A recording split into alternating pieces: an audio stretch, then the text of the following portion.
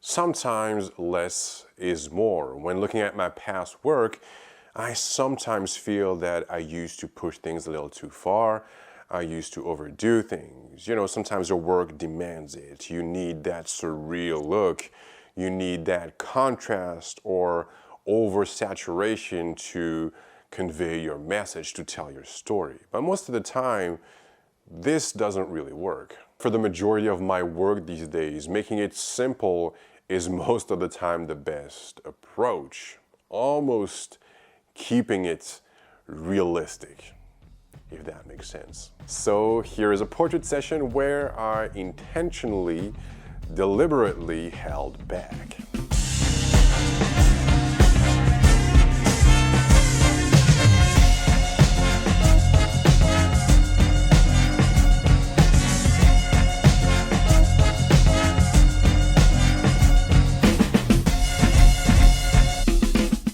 And this session will also be the first session where you will see me use the hand-painted backdrops by Gravity Backdrops. I've been eyeing them since I first saw them in the work of fellow photographers and thought I would give them a shot. Emily is new to my work. This was our first time working together. She is not an experienced model, so this was also a nice experience and exercise for me to direct someone who wasn't especially comfortable in front of a camera. Gear-wise, we are working with the Canon R5 and the RF 50mm f1.2. I'm using two Aputure LS300X, and for some of the shots that you will see in this video, I also used the Pixapro optical snoot with the GODOX 8600 Pro attached to it.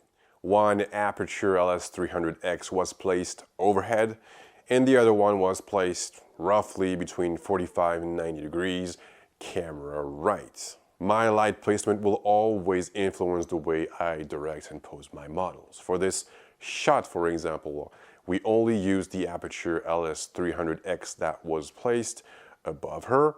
I asked her to look at the light and to close her eyes. And this is how we got that shot.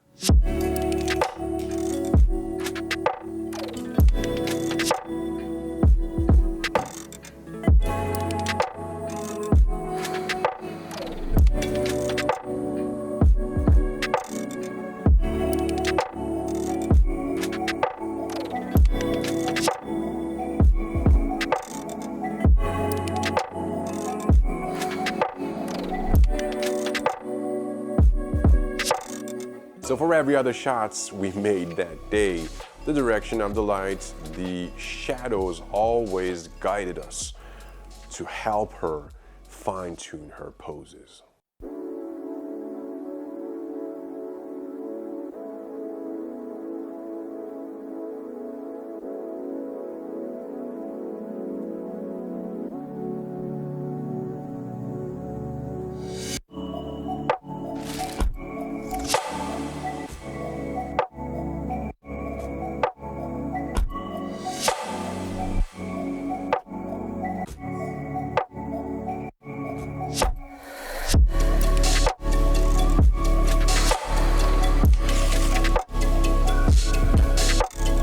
I said it before, I also used the Pixapro optical snoot and the GODOX 8600 Pro. I knew exactly the mood that I wanted, the ambience, the shape that I wanted to create. So all we had to do was make a few tries to have her exactly where I wanted her.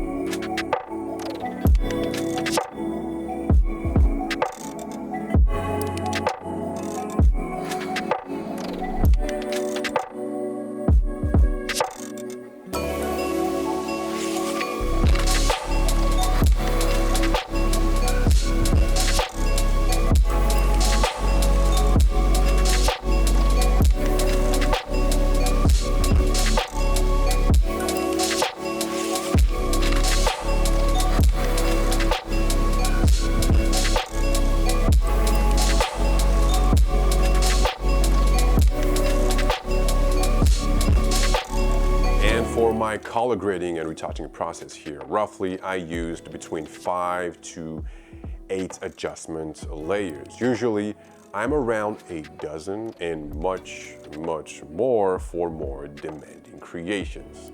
So here is a brief summary on the main adjustment layers that I used for these images.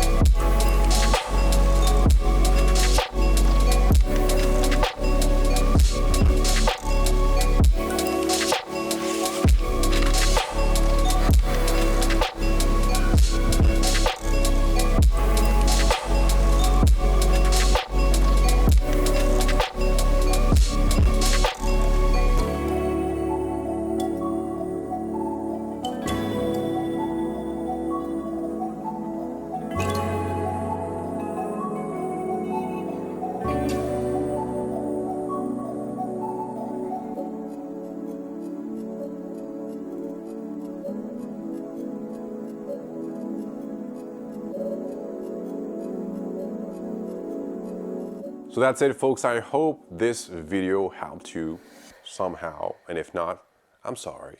And be sure to check out the blog for before and after images in a much better quality. Take care of yourself and of the ones you love, of course. And I guess that I will see you in the next one. But until then, please have a good one.